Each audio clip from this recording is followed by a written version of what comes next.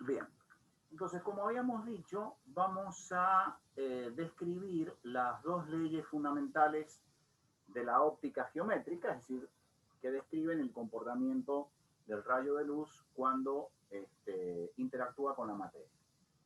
La primera ley es la ley de reflexión.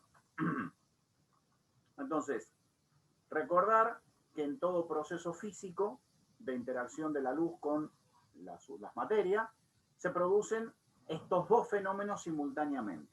Un rayo luminoso que viene transitando por un medio que vamos a llamar en general rayo incidente y al medio le vamos a llamar medio incidente, al encontrarse con una superficie de separación, es decir, que separa dos medios de características ópticas distintas, estos dos fenómenos se van a producir simultáneamente. Va a haber una parte del rayo, que es lo mismo que decir una parte de la energía incidente, que va a chocar contra esa superficie de separación y va a rebotar y va a volver al medio de incidencia, llamado este proceso de reflexión, y el rayo que aparece como consecuencia de ese proceso, que choca y vuelve como consecuencia de ese proceso, se va a llamar rayo reflejado. Y parte de esa energía incidente, o de la energía del rayo incidente, va a pasar a través de la superficie de separación y va a transitar ahora por el segundo medio, llamado medio de transmisión, medio refractado, y el rayo va a recibir el nombre de rayo refractado. Bien, entonces, empecemos describiendo la ley que gobierna el fenómeno de reflexión. Rayo incidente, rayo reflejado. Para eso, vamos a definir los ángulos de incidencia y de refracción, como están acá indicados. El ángulo de incidencia es el ángulo que forma el rayo incidente medido respecto de la normal a la superficie de separación. Acá está. Rayo incidente, la normal, el ángulo de incidencia. Y el ángulo de reflexión va a ser el ángulo que forma el rayo reflejado medido respecto de la normal a la superficie de separación. Entonces, con esos dos elementos, estamos en condiciones de caracterizar el fenómeno de reflexión, diciendo, el rayo incidente, el rayo reflejado y la normal a la superficie siempre se encuentran contenidos en el mismo plano. Y la segunda característica es que el ángulo de incidencia siempre va a ser igual al ángulo de reflexión. Entonces acá tenemos un caso no para un solo rayo, sino para un conjunto de rayos que inciden sobre una superficie, que se reflejan sobre la superficie de separación y que al rebotar sobre esa superficie y generar el fenómeno de reflexión, hace que aparezcan rayos reflejados que están formando el mismo ángulo medido respecto de la normal que el ángulo incidente. Hay que aclarar que esto es una abstracción teórica, porque para que esto suceda, la superficie tiene que ser perfectamente plana, algo que en la práctica no se da nunca. Lo que hay es, debido a las imperfecciones de la superficie de separación, los rayos reflejados salen en distintas direcciones. Esto genera un fenómeno de difuminación, de dispersión de la luz, que hace que los fenómenos de reflexión no sean tan marcados. A través de la ley de la reflexión podemos explicar, entender y explicar cómo se forman las imágenes en los espejos, ya sean tanto planos como espejos esféricos. Nosotros no vamos a entrar en ese estudio, pero acá tenemos algunos mecanismos a través de los cuales, estudiando el fenómeno de reflexión, se pueden generar y se pueden entender la generación de las imágenes en espejos planos y en espejos esféricos. Bien. Acá hay digamos, está listado el mecanismo, los pasos que hay que seguir para obtener esas imágenes que nosotros no vamos a estudiar. Y una ecuación que me permite calcular justamente la formación de las imágenes, pero, insisto, nosotros no vamos a entrar en esa descripción. Pasamos rápidamente al segundo fenómeno, que es el de refracción o transmisión de la luz. Refracción. Entonces, en este caso habíamos dicho, el rayo incidente se encuentra con una superficie de separación y atraviesa esa superficie y sigue caminando, sigue avanzando en un segundo medio, que es el medio refractado de transmisión. Ahora, los ángulos de incidencia y los ángulos de refracción o transmisión no coinciden, son distintos, ¿sí? Enseguida vamos a ver cuál es la ley que vincula estos dos parámetros, pero para eso primero tenemos que definir un parámetro que describa el comportamiento de los materiales desde el punto de vista óptico, desde el punto de vista de la transmisión o de la propagación de los rayos luminosos en ese medio. Y ese parámetro va a ser el índice de refracción. El índice de refracción se define como el cociente entre la velocidad de la luz, la velocidad de los rayos de luz en el vacío, comparado con la velocidad de la luz en un medio cualquiera. Hay que notar que como el mayor valor que puede alcanzar la luz está justamente en el vacío, cuando se propaga en el vacío, entonces este cociente siempre va a dar mayor que 1. Por ejemplo, el índice de refracción para el agua es 1,33. Esto quiere decir que la velocidad de propagación de la luz en el agua es menor que la velocidad de propagación de la luz en el vacío. Para un vidrio promedio, el índice de refracción es 1,5. Esto quiere decir que todavía en el vidrio se mueve más lento comparado con el vacío. Y así sucesivamente. Definido entonces el índice de refracción, acá tenemos una tabla que lista los valores de N para los materiales, las sustancias más comunes, vidrio, agua, cuarzo, diamante, etcétera, etcétera. Acá hay que hacer una aclaración. Si ustedes se fijan en el título, dice índice de refracción de la luz amarilla correspondiente a una longitud de onda de 589 nanómetros. Esto enseguida lo vamos a comentar, pero en principio, o en teoría, mejor dicho, el índice de refracción se podría considerar que es una constante y que no varía con ningún otro parámetro. En realidad varía, está dependiendo su valor de la frecuencia o bien de la longitud de onda de la luz, del rayo de luz que está pasando a través de él. Recuerden ustedes que la frecuencia y la longitud de onda son inversamente proporcionales y están relacionados a través de la velocidad de la luz. Entonces, este valor, esta medición de valores del N se hace con luz amarilla que corresponde a una longitud de onda de 589 metros. Si yo cambio la frecuencia, estoy cambiando el color, por supuesto, pero también estoy cambiando el valor del índice de refracción. Enseguida vamos a comentar un poco más respecto de este fenómeno. De todas maneras, nosotros en las aplicaciones que vamos a hacer, vamos a utilizar, es decir, vamos a suponer que el índice de refracción no cambia con la frecuencia o la longitud de onda. Muy bien, vamos entonces a las leyes de de refracción. Primero, el rayo incidente, el rayo refractado y la normal a la superficie se encuentran sobre el mismo plano. Esto es idéntico a lo que sucedía en el fenómeno de reflexión. Pero, ahora, los ángulos de incidencia y los ángulos de refracción o transmisión no son iguales. Están relacionados, se miden siempre, como en el caso de la reflexión, respecto de la normal a la superficie de separación. Acá tenemos dos casos, ¿sí? Pero la relación que hay entre ellos está dado por lo que se conoce como ley de la refracción o ley de Snell. Acá hay una deducción, a nosotros eso no nos importa en realidad, simplemente vamos a hacer uso de la fórmula ya definida y es esta de acá. El índice de refracción del medio incidente por el seno del ángulo de incidencia va a ser igual al índice de refracción del medio de refracción por el seno del ángulo de refracción. Muy bien, perfecto. Entonces con esto se puede calcular la dirección con la que sale el rayo refractado después de un proceso de refracción.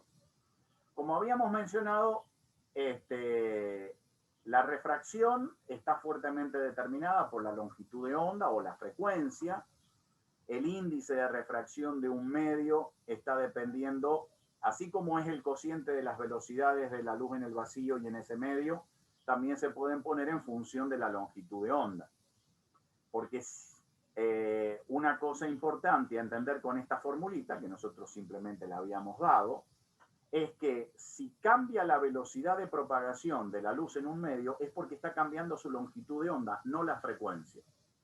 Es decir, cuando el rayo, volvamos al dibujo anterior, cuando el rayo llega e incide sobre una superficie de separación,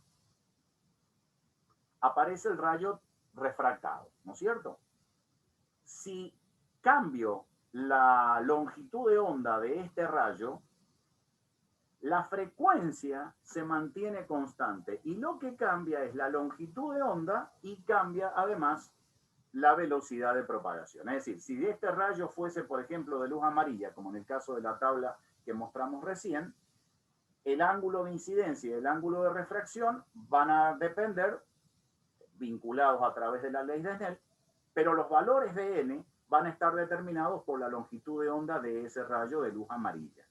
Si yo cambio ahora la frecuencia y paso a utilizar luz roja, otra longitud de onda, lo que cambia no es la frecuencia, cambia la longitud de onda y la velocidad para mantener la frecuencia constante y obviamente hacer que el n cambie. Entonces el n se puede obtener, como muestra acá, como hace la deducción el libro. A nosotros no nos importa la deducción en sí, simplemente nos importa saber que el índice de refracción, además del cociente de velocidades, se puede obtener o se puede calcular como el cociente de velocidades, también se puede calcular a través del cociente de las longitudes de onda. Del rayo que viene transitando en el vacío, lambda A, y la longitud de onda del rayo que viene transitando en un medio cualquiera. Tenemos el mismo valor. Bien, perfecto. Entonces, cuando uno da el valor del n, tiene que dar también la información de la longitud de onda. Esta dependencia del n con la longitud de onda es lo que genera lo que se llama el fenómeno de dispersión y que es el que permite, entre otras cosas, abrir o descomponer la luz blanca. El rayo de luz que recibimos del sol, por ejemplo, es de color, a nuestros ojos, de color blanco. Pero el blanco no es un color, es una composición de colores. Si uno hace un experimento de dispersión, aprovechando esta propiedad de que el índice de refracción cambia con la longitud de onda, va a obtener un resultado como el que está mostrado acá. Este experimento lo hizo por primera vez Newton. Él obtuvo un rayo de luz colimado, muy fino, lo hizo pasar a través de un prisma, y como el índice de refracción depende de la longitud de onda y la luz blanca está compuesta por un conjunto de rayos luminosos de distintas longitudes de onda, sobre una pantalla de los rayos refractados obtuvo todo el espectro del arco iris, que son todos los rayos que están componiendo justamente la luz blanca. Desde el rojo, menor frecuencia, hasta el violeta, mayor frecuencia, o bien en términos de longitud de onda, la mayor longitud de onda corresponde al rojo, la menor longitud de onda corresponde al violeta. Este fenómeno se llama fenómeno de dispersión. Otro fenómeno interesante que se presenta y que se puede explicar a través de la refracción es el fenómeno de refracción interna total. Supongamos que tenemos una fuente luminosa puntual, vamos a suponer puntual, que está emitiendo luz, obviamente, en todas las direcciones radiales a la fuente. Y lo está emitiendo en un medio cuyo índice de refracción es N1. Estos rayos se encuentran con una superficie de separación y pasan, refractándose, a través de un medio de índice de refracción N2. Y vamos a suponer, además, que el índice de refracción del medio N1 es mayor que el índice de refracción N2. Por ejemplo, para fijar idea, los rayos están siendo emitidos por una fuente puntual en agua y pasan al aire, atravesando la superficie libre de líquido en una pileta, por ejemplo. El rayo que sale perpendicular a la superficie de separación tiene un ángulo de incidencia 0, porque es tangente a la normal.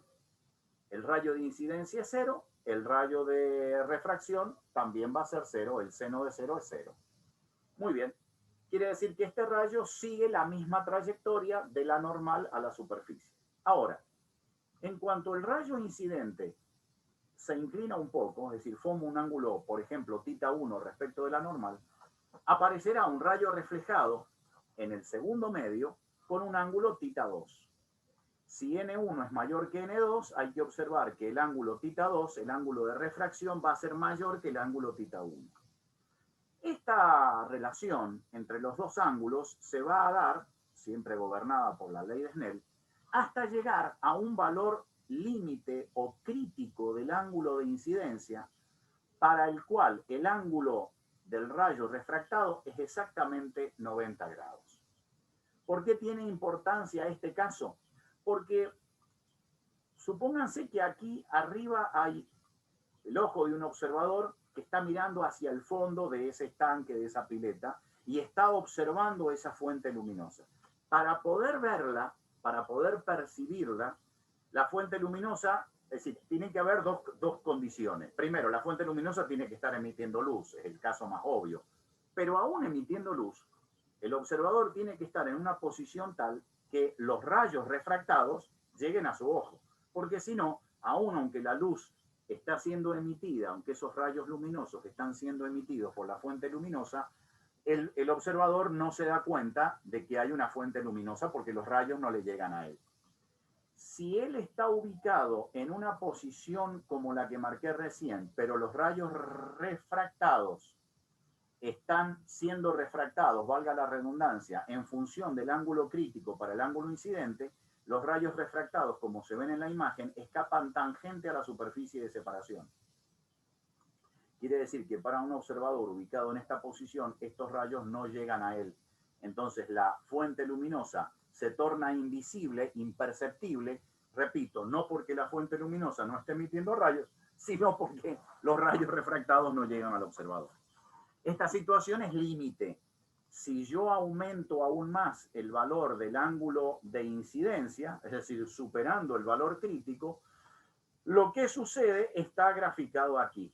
El proceso de refracción se interrumpe, es decir, no hay rayo refractado por arriba del valor del ángulo crítico, y lo que obtengo son solamente rayos reflejados, es decir, que chocan con la superficie de separación y vuelven al medio, y esto se denomina el proceso de reflexión total. Es decir, no hay refracción, hay solamente reflexión total.